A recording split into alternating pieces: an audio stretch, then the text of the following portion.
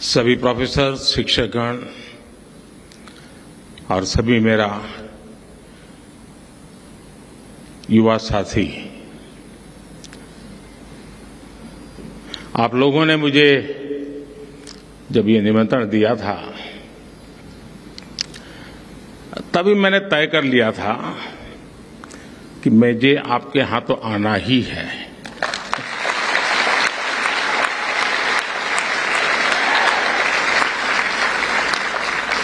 और यहाँ आना अपनों के बीच आने जैसा है।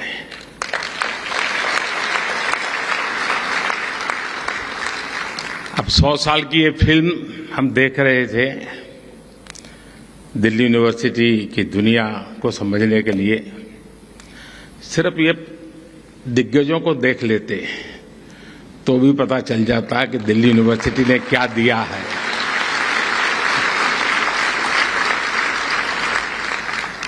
कुछ लोग मेरे सामने बैठे हैं जिनको मैं विद्यार्थी काल से जानता हूं, लेकिन अब बहुत बड़े बड़े लोग बन गए हैं।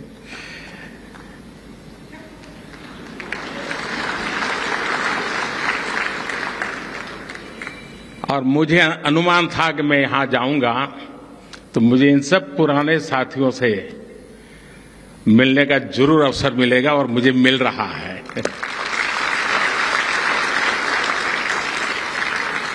साथियों, डीयू का कोई भी स्टूडेंट हो, कॉलेज फेस्ट चाहे अपने कॉलेज में हो या दूसरे कॉलेज में, उसके लिए सबसे इम्पोर्टेंट यही होता है कि बस किसी तरह उस फेस्ट का हिस्सा बन जाए।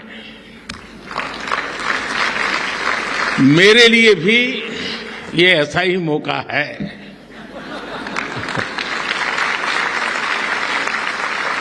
मुझे खुशी है कि आज जब दिल्ली यूनिवर्सिटी के 100 साल का सेलिब्रेशन हो रहा है तो इस फेस्टिव माहौल में मुझे भी आप सबके बीच आने का अवसर मिला है। और साथियों, कैंपस में आने का आनंद भी तभी होता है जब आप कलीग के साथ आए।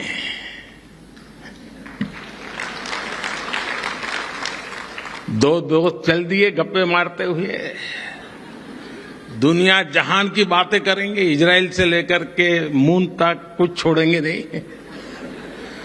कौन सी फिल्म देखी, ओटीटी पर वो सीरीज अच्छी है, वो वाली रील देखी या नहीं देखी, यानी बातों का अथाह समंदर होता है। इसलिए मैं भी आज आपकी ही तरह दिल्ली मेट्रो से अपने युवा दोस्तों से गपशप करते करते यहां पहुंचा हूं।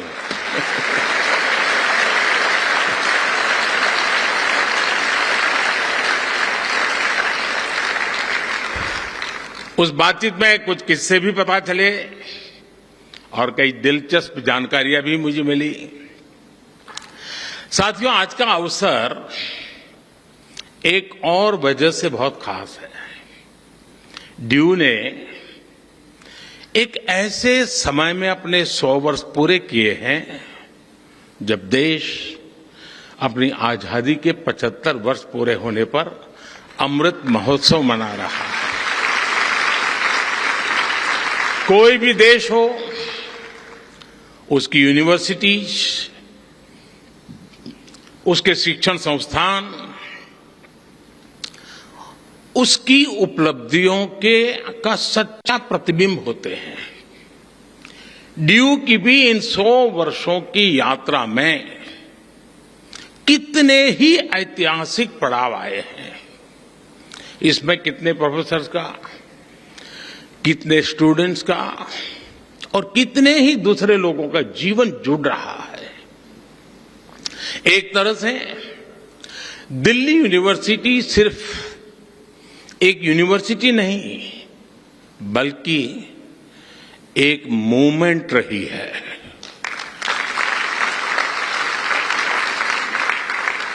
इस यूनिवर्सिटी ने हर मोमेंट को जिया है। इस यूनिवर्सिटी ने हर मोमेंट में जान भर दी है। मैं इस ऐतिहासिक अवसर पर यूनिवर्सिटी के सभी प्रोफेसर्स और स्टाफ को, सभी स्टूडेंट्स और एल्यूमनाई को हृदय से बहुत बहुत बधाई देता हूं। साथियों, आज इस आयोजन के जरिए यहां नए और पुराने स्टूडेंट भी साथ मिल रहे हैं। स्वाभाविक है, कुछ सदाबहार चर्चाएं भी होगी।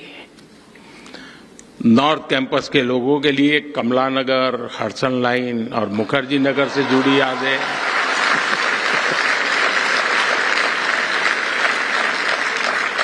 साउथ कैंपस वालों के लिए सत्य निकेतन के किस्से,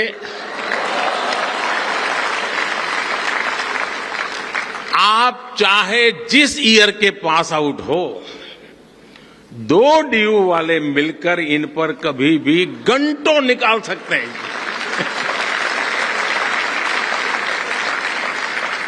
इस सब के बीच मैं मानता हूं, डीयू ने 100 सालों में अगर अपने एहसासों को जिंदा रखा है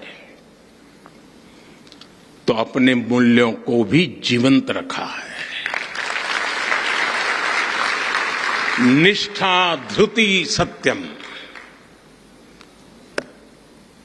यूनिवर्सिटी का ये ध्येय वाक्य अपने हर एक स्टूडेंट के जीवन में गाइडिंग लैंप की तरह है। साथियों, हमारे यहां कहा जाता है, ज्ञान वानेन सुखवान, ज्ञान वानेव जीवति, ज्ञान वानेव बलवान, तस्मात् ज्ञान मयो भव। अर्थात जिसके पास ज्ञान है वही सुखी है, वही बलवान है, और वास्तव में वही जीता है जिसके पास ज्ञान है। इसलिए जब भारत के पास नालंदा जैसे विश्वविद्यालय थे, तब भारत सुख और समृद्धि के शिखर पर था। जब भारत के पास तक्षशिला जैसे संस्थान थे, तब भारत का विज्ञान विश्व को गाइड करता था।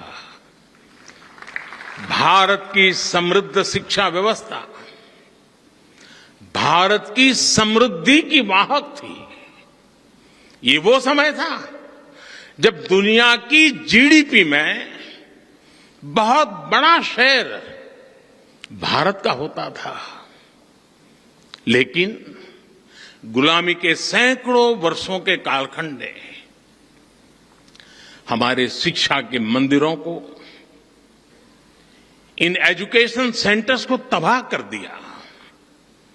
और जब भारत का बौद्धिक प्रवाह रुका तो भारत की ग्रोथ भी थम गई। लंबी गुलामी के बाद देश आजाद हुआ। इस दौरान आजादी के भावनात्मक ज्वार को एक मूर्त रूप देने में भारत की यूनिवर्सिटीज ने एक अहम भूमिका निभाई थी। इनके जरिए एक ऐसी युवा पीढ़ी खड़ी हुई जो उस समय के आधुनिक विश्व को ललकार सकती थी। दिल्ली यूनिवर्सिटी भी इस मूवमेंट का एक बड़ा सेंटर थी। डीयू के सभी स्टूडेंट्स, वो चाहे किसी भी कोर्स में हो, वो अपने संस्थान की इन जड़ों से जरूर परिचित होंगे।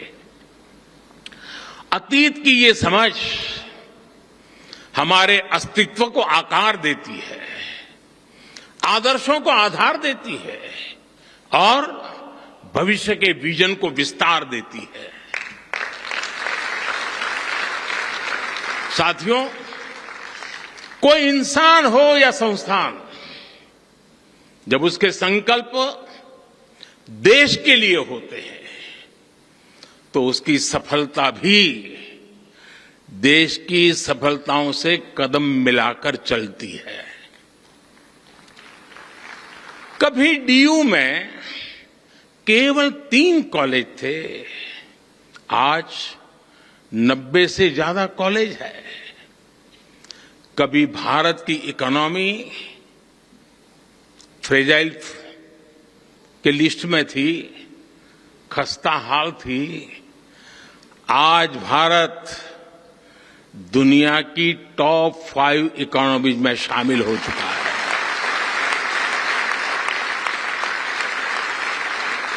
आज डीयू में पढ़ने वाले लड़कों की तुलना में लड़कियों की संख्या ज्यादा हो गई है। इसी तरह देश में भी जेंडर रेशियो में काफी सुधार आया है। यानी शिक्षण संस्थान की जड़ें जितनी गहरी होती हैं, देश की शाखाएं उतनी ही ऊंचाइयों को छूती है। और इसलिए भविष्य के लिए भी यूनिवर्सिटी और देश के संकल्पों में एक रूपता होनी चाहिए, इंटरकनेक्शन होना चाहिए। 25 साल बाद जब देश अपनी आजादी के 100 साल पूरे करेगा, तब दिल्ली यूनिवर्सिटी अपनी स्थापना के 125 वर्ष मनाएगी।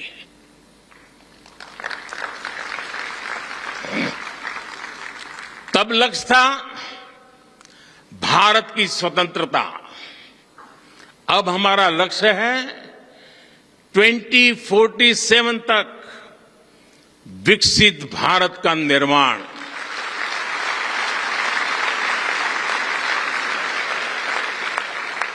पिछली शताब्दी के तीसरे दशक ने, अगर पिछली शताब्दी के इतिहास की तरफ नजर करें तो पिछली शताब्दी के तीसरे दशक ने स्वतंत्रता संग्राम को नई गति दी थी। अब इस शताब्दी का ये तीसरा दशक भारत की विकास यात्रा को नई रफ्तार देगा।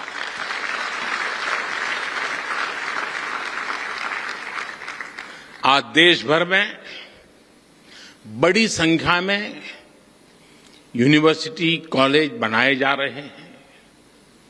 पिछले कुछ वर्षों में आईआईटी, आईआईएम, एनआईटी और एम्स जैसी संस्थाओं की संख्या में लगातार बढ़ोतरी हुई है। ये सभी इंस्टीट्यूट्स न्यू इंडिया के बिल्डिंग ब्लॉक्स बन रहे हैं। साथियों, शिक्षा सिर्फ सिखाने की प्रक्रिया नहीं है, बल्कि ये सीखने की भी प्रक्रिया है। लंबे समय तक शिक्षा का फोकस इसी बात पर रहा कि छात्रों को क्या पढ़ाया जाना चाहिए, लेकिन हमने फोकस इस बात पर भी शिफ्ट किया कि छात्र क्या सीखना चाहता है।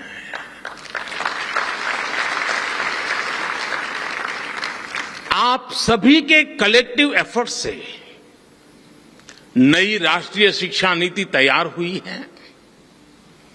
अब छात्रों को यह बड़ी सुविधा मिली है कि वो अपनी इच्छा से अपनी पसंद के विषयों का चुनाव कर सकते हैं। शिक्षण संस्थाओं की क्वालिटी बेहतर बनाने के लिए भी हम लगातार काम कर रहे हैं। इन इंस्टीट्यूट्स को कॉम्पिटिटिव बनाने के लिए हम नेशनल इंस्टीट्यूशनल रैंकिंग फ्रेमवर्क लेकर आए हैं।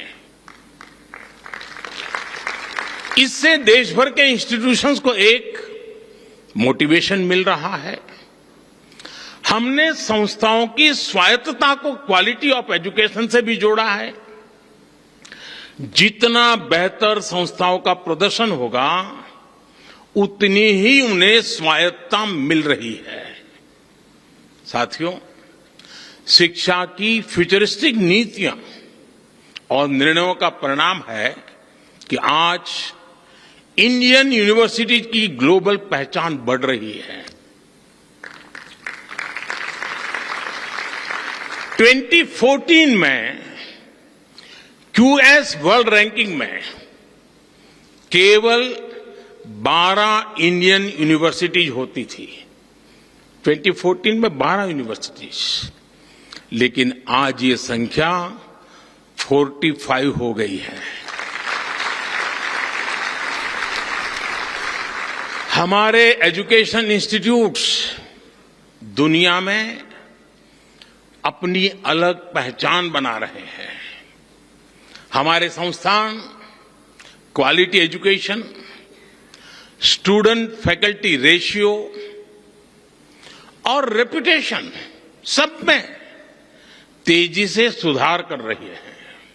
और साथियों, आप जानते हैं, इन सब के पीछे सबसे बड़ी गाइडिंग फोर्स कौन सी काम कर रही है? ये गाइडिंग फोर्स है भारत की युवा शक्ति। इस हॉल में बैठे ही हुए मेरे युवाओं की शक्ति। साथियों, एक समय था जब स्टूडेंट्स किसी इंस्टीट्यूट में एडमिशन लेने से पहले सिर्फ प्लेसमेंट को ही प्राथमिकता देते थे। यानी एडमिशन का मतलब डिग्री और डिग्री का मतलब नौकरी। शिक्षा यहीं तक सीमित हो गई थी। लेकिन आज युवा जिंदगी को इसमें बांधना नहीं चाहता। वो कुछ नया करना चाहता है, अपनी लकीर खुद खींचना चाहता है। 2014 से पहले भारत में सिर्फ कुछ 100 स्टार्टअप्स थे। आज भारत में स्टार्टअप्स की संख्या 1 लाख को भी पार कर गई है। 2014-15 की तुलना में आज 40% से ज्यादा पेटेंट फाइल हो रहे हैं। जो पेटेंट जारी हो रहे हैं उनमें भी 5 गुना का इजाफा हुआ है। ग्लोबल इनोवेशन इंडेक्स, जिसमें भारत 18वें पायदान पर था 80 से की बात, वहां से बढ़कर के आज हम 46 पर पहुंच चुके हैं। वो स्थान हमने प्राप्त किया। अभी कुछ दिन पहले ही मैं अमेरिका की यात्रा से लौटा हूं। आप सबने देखा होगा आज भारत का सम्मान कितना बढ़ा है, गौरव कितना बढ़ा है। क्या कारण है?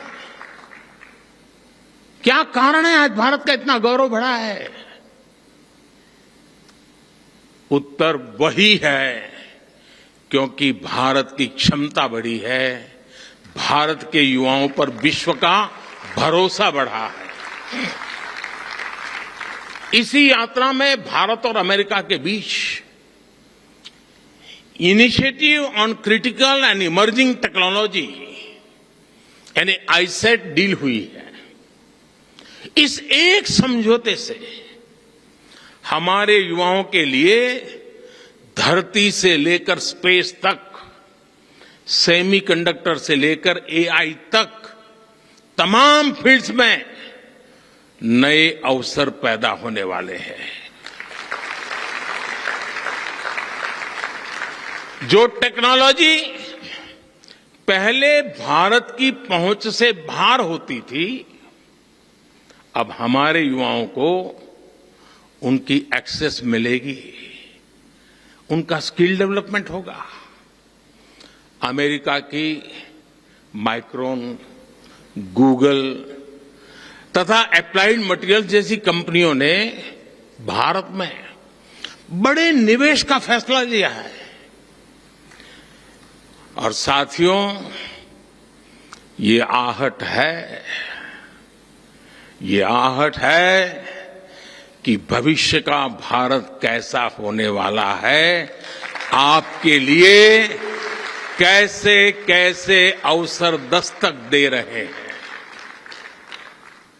साथियों, इंडस्ट्री 4.0 की क्रांति भी हमारे दरवाजे पर आ चुकी है। कल तक एआई और एआर वीआर के जो किस्से हम साइंस फिक्शन फिल्मों में देखते थे, वो अब आज हमारी रियल लाइफ का हिस्सा बन रहे हैं। ड्राइविंग से लेकर सर्जरी तक रोबोटिक्स अब न्यू नॉर्मल बन रहा है।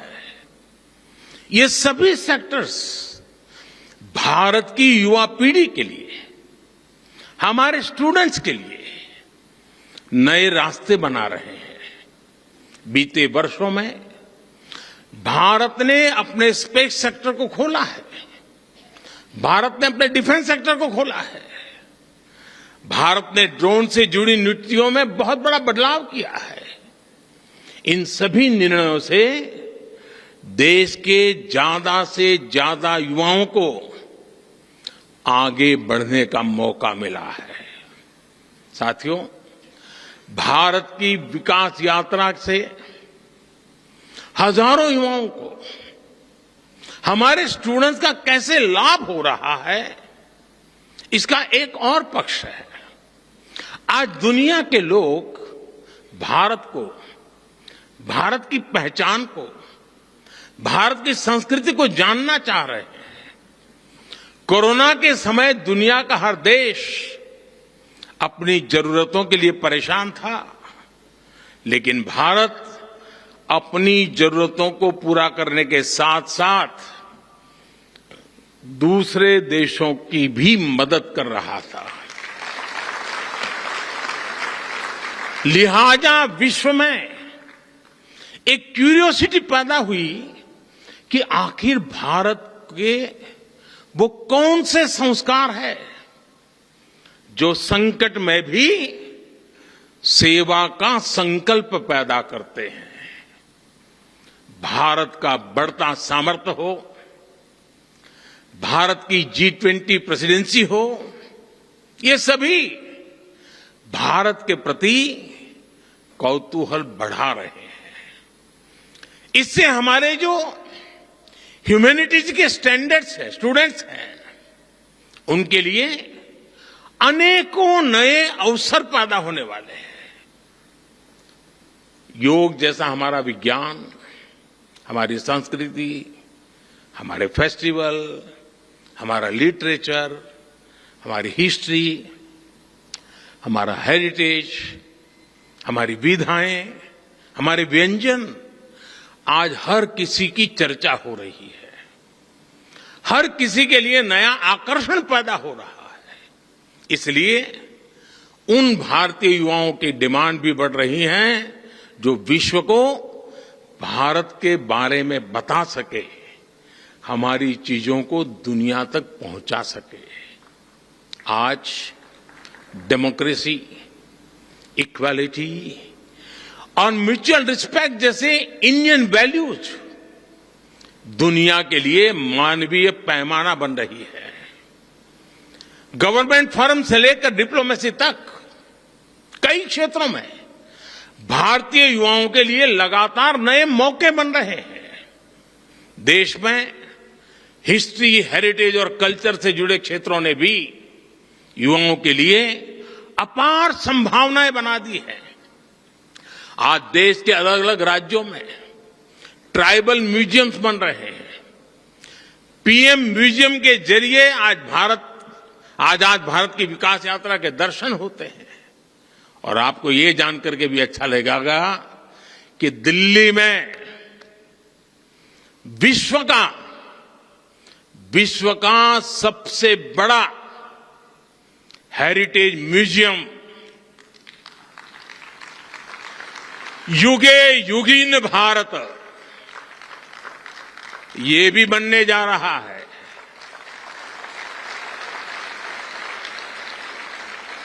कला, संस्कृति और इतिहास से जुड़े युवाओं के लिए पहली बार पैशन को प्रोफेशन बनाने के इतने अवसर पैदा हो रहे हैं। इसी तरह आज दुनिया में भारतीय टीचर्स की अलग पहचान बनी है। मैं ग्लोबल लीडर से मिलता हूं, उनमें से कई अपने किसी न किसी इंडियन टीचर से जुड़े किस्से बताते हैं और बड़े गौरव से बताते हैं। भारत की सॉफ्ट पावर इंडियन यूथ की सक्सेस स्टोरी बन सकती है। इस सब के लिए हमारी यूनिवर्सिटीज को, हमारे इंस्टीट्यूशंस को तैयार होना है, अपने माइंडसेट को तैयार करना है। हर यूनिवर्सिटी को अपने लिए एक रोड मैप बनाना होगा, अपने लक्ष्यों को तय करना होगा। जब आप इस संस्थान के 125 वर्ष मनाए, तब आपकी गिनती वर्ल्ड की टॉप रैंकिंग वाली यूनिवर्सिटी में हो, इसके लिए अपने प्रयास बढ़ाएं। फ्यूचर मेकिंग इनोवेशंस आपके यहां हो, दुनिया के बेस्ट आइडियाज और लीडर्स आपके यहां से निकले, इसके लिए आपको लगातार काम करना होगा। लेकिन इतने सारे बदलावों के बीच आप लोग पूरी तरह मत बदल जाइएगा।